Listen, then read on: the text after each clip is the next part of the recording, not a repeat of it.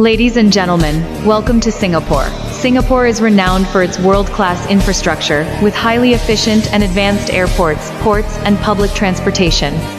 Its geographical location is exceptionally strategic.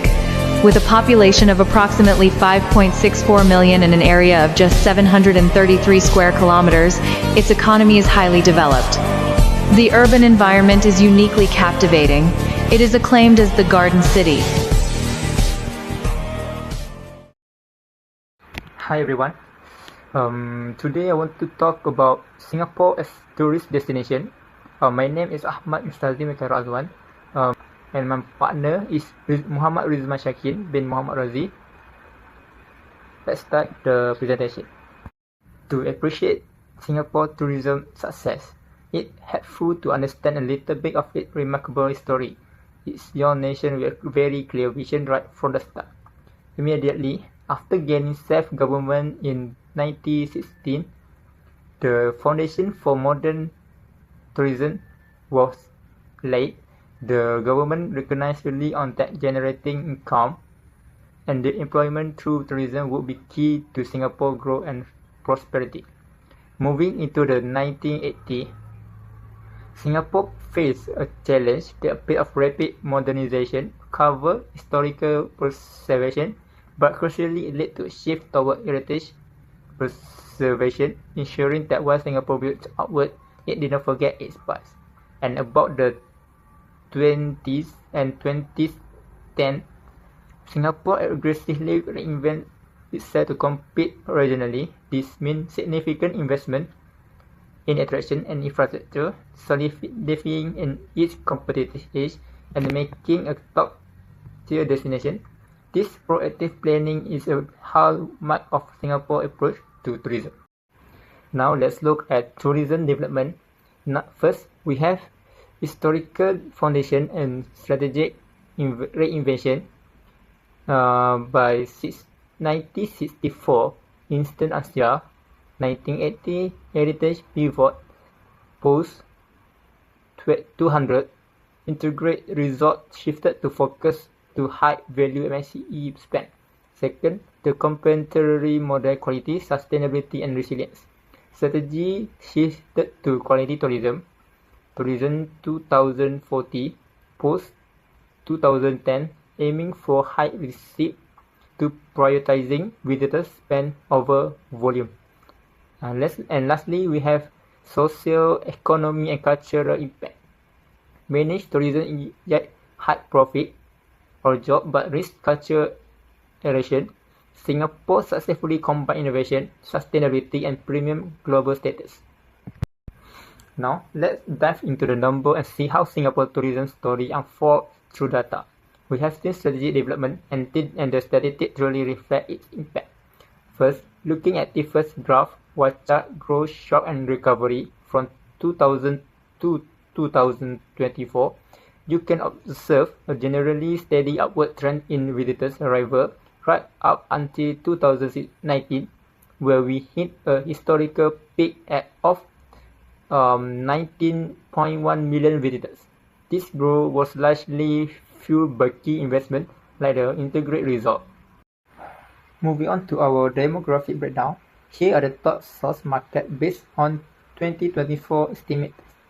We can clearly see a two-tier structure in our visitor arrival. At the top, mainland China lead the pack with 3.08 million arrivals, closely followed by Indonesia at 2.49 million. Those two markets also represent a massive portion of our inbound traffic. The second tier is led by India at 1.2 million and Australia at 1.1 million. Now let's talk about tourism policy. First, we have visa requirement. Citizens of 163 countries and terrorists can travel visa-free to Singapore for 30 or 90 days. Second, we have entry requirement. Valid travel document, minimum 6-month validity. Third, we have health and safety. Travelers are required to fill out a health declaration when submitting the SG arrival card. And lastly, we have tourism regulation. The Singapore Tourism Board STB, regulate the tourism industry, including hotel, travel agents, tourist guide, and cruise terminal. For relevant local socio-economic and environmental factors, strategy target high MICE, luxury traveler for economy efficiency. Green Plan 2030 ensures sustainability, managing land and labor limit. For quality over quantity, strategy ensure high GDP, high and skilled job, environmental stewardship via Green Plan, build urban resilience and appeal. Hi everyone, my name is MOHAMAD RIEZMAN SHAKIN bin MOHAMAD ROZI. I will be explaining the tourism area life cycle or TALC for Singapore.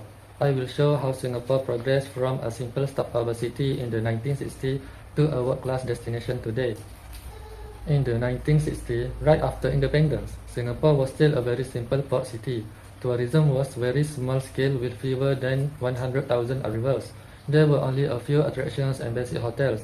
At this stage, Singapore didn't have the tourism infrastructure as we see today. Visitors mainly came as explorers or stopover travelers. This marks the exploration stage. Next is the involvement stage. In this period, Singapore started branding itself as Instant Asia to attract more visitors. The government also took an active role by establishing the Singapore Tourist Promotion Board in 1964. Infrastructure began to improve, and simple attractions like Sentosa Beach started to be developed. This stage shows growing community and government involvement in tourism. In the 1980s until the 1990s, Singapore entered the development stage. This is when major tourism infrastructure was built. Examples include the night safari, the expansion of Changi Airport into a global hub, and the redevelopment of Chinatown. Many international hotel chains entered the market, and Singapore started to form a strong tourism identity. The government played a very big role by planning attractions and improving facilities. By the 2000s, tourism in Singapore was booming. Visitor numbers keep increasing and the city positioned itself as a global destination. However, growth started to slow down, so the government introduced a major project, the Integrated Resorts. These include Marina Bay Sands and Resorts World Sentosa. These large-scale developments help refresh the destination and strengthen Singapore's international tourism appeal. Before COVID-19, Singapore reached a stagnation stage. Tourist arrivals grew slowly, around 3 to 4% a year, reaching 19.1 million in 2019. Tourism facilities were almost fully developed and land limits made it difficult to expand. Costs also increased because Singapore is an expensive city. Instead of focusing on volume, the government shifted towards quality tourism, which is attracting higher spending tourists. Today, Singapore is in the rejuvenation stage. Huge new investments are being made, such as the expansion of Marina Bay Sands, the new Super Nintendo World, the new Oceanarium, and the redevelopment of the Mandai Rainforest area. Singapore is also strengthening sustainability through the Green Plan 2030. Other new additions include the Forshare Experience Center and more MICE events. These innovations help Singapore stay competitive and attract a new generation of tourists. In conclusion, Singapore's success in tourism is not accidental. It is driven by strong planning, continuous investment, and innovation at every stage of the TALC model. From a basic port city to a rejuvenated global hub, Singapore demonstrates how strategic development and sustained long-term tourism growth. That's all. Thank you.